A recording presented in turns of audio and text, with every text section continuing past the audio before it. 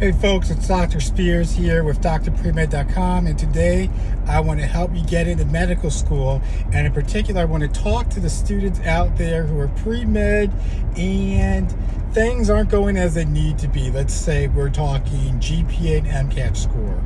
You guys know who you are. You probably have been in your pre-health advisor's office and they probably told you that you need to think about a plan B, or that something needs to change, or that you just might not be cut out for medicine. But you don't have to listen to them. You need to take what they say under advisement and then look at your own personal situation, see what you can do to remedy the situation. That's what I want to talk to you guys today about, what you actually can do to remedy your situation with your pre-med student and your academics aren't strong enough to get into medical school.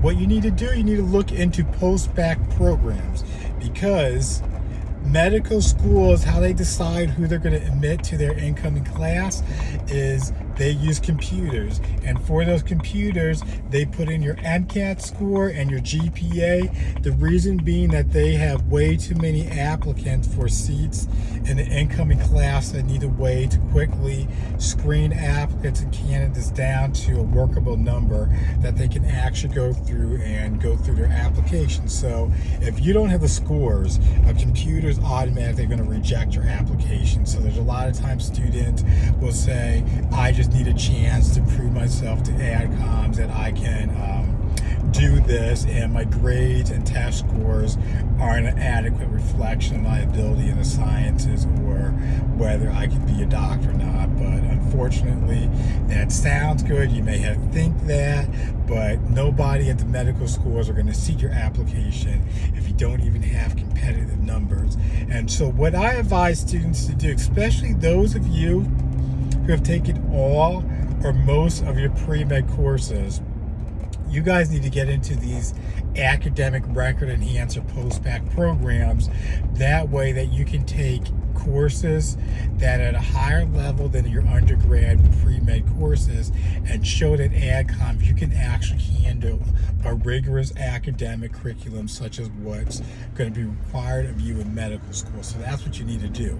And these need to be graduate level courses. So if you're pre-med, you've taken a lot of your pre-med classes, you failed some things, organic chemistry, you struggled in regular chemistry, bio and physics weren't the best, but you were able to get through. Your GPA is probably not going to be too hot, but you know you're going to be a doctor.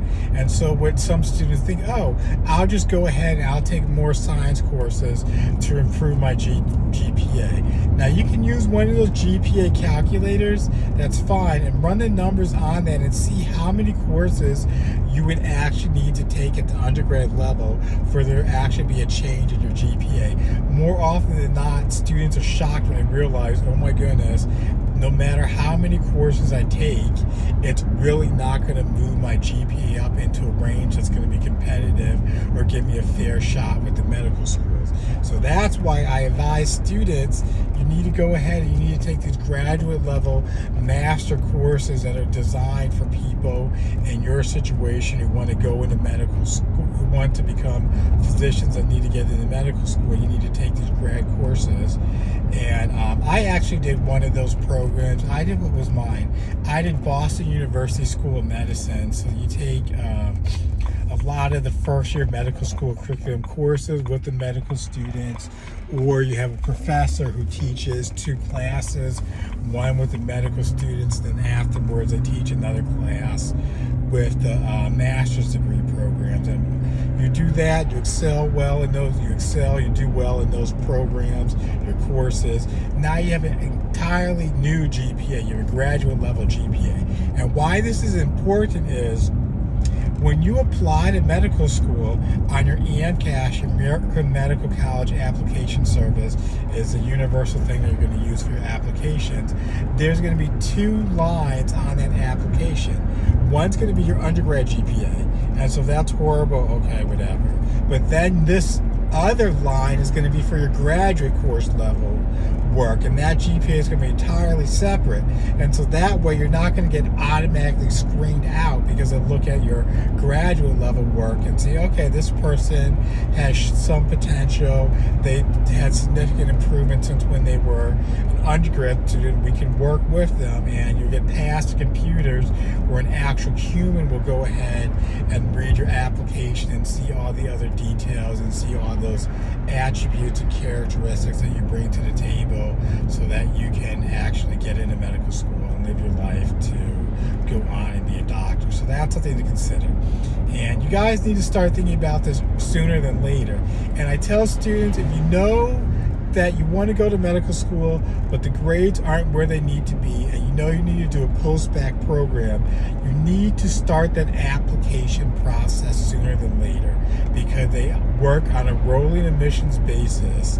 And here's what happens. If you wait into the winter or spring semester to start applying to these programs, your chances of getting in are going to actually dwindle. And the reason being is you have all those medical school applicants who are on the cusp of getting in or not, or more likely or not, who applied and shouldn't have.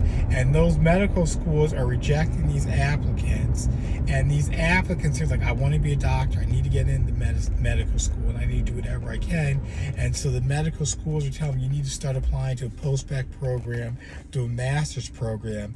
And so what that means is the competition just got tougher, and it's going to be a little bit more difficult for you to get into a post-bac or master's program, because now you're competing with other applicants who have actually went and applied to medical school. And so it's just going to be tougher, and it's really a numbers game. And what do they say? The early bird gets the worm.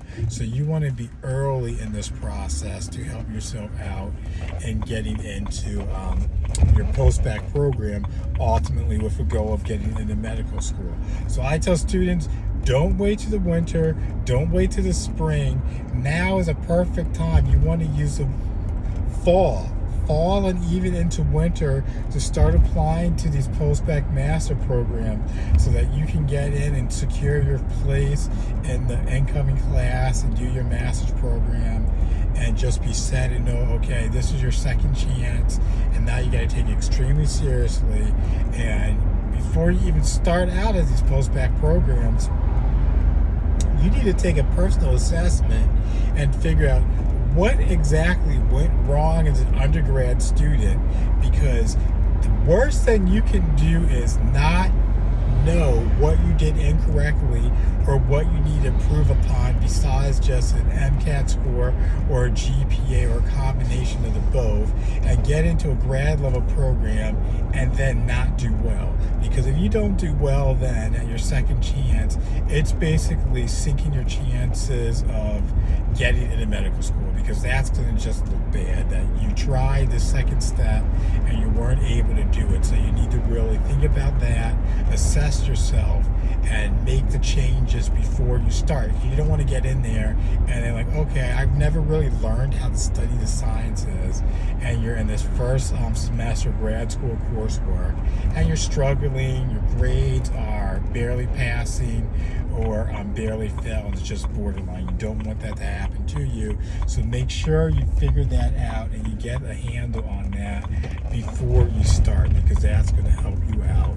And then you just want to excel in your coursework, do what you need to do, and you'll be on very good footing to have a successful chance to apply to medical school and ultimately get in. And if you guys have questions about this or you have any concerns about this, feel free to reach out to me. I got the website, drpremed.com. There's a lot of information out there. I even have a post-bac guidebook that walks you guys through the process of what AdComs are thinking when you guys are in this process of applying. And it also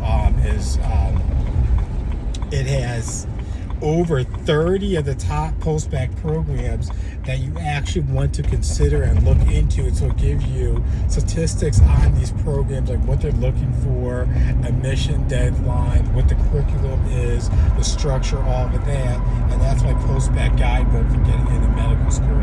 So that's something to consider, and that will be very helpful to you if you're in this process of needing to get into medical school and you know you need to do a post-bac program. So I highly encourage you guys to check that out. And there's so many resources I have available to help you so that you guys can seamlessly go through this post-bac master's program application process and be successful in getting into medical school. So Thank you guys. Signing off, Dr. Spears with drpremed.com. Take care and enjoy.